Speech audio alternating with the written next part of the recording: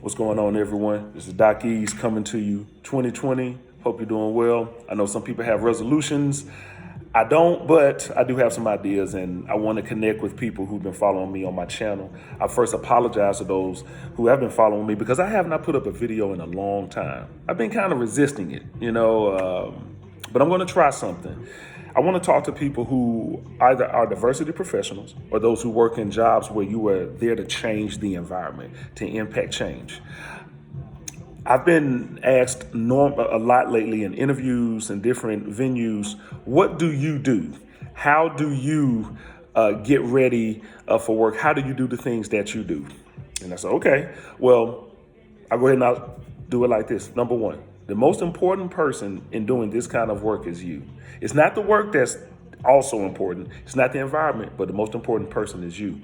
If you're the person that's working on equity, equality, diversity, access, and you're trying to break open doors, one of the first things I need you to understand is that you're working on something that many people, if not all of them, on a certain level don't want.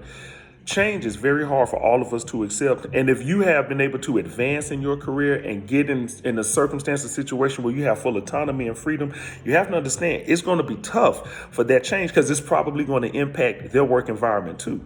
So what I want to encourage you to do is keep that in mind when you're doing this work, not to be discouraging, just to be real.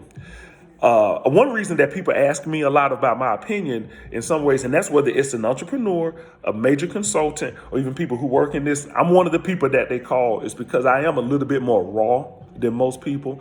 I do think that if you work in these environments actively and you're doing this work, you probably have more relevant things to offer versus people who are not in the work environments who are trying to advise or who are advising, because you're the one that's in it. So keep this in mind. The person who knows the most about how to do what it is that you're doing is you. The person who has the most to offer around what you're doing is you. So I want to give you this last tip and then I'm done. Since you're the most important person, you are the example.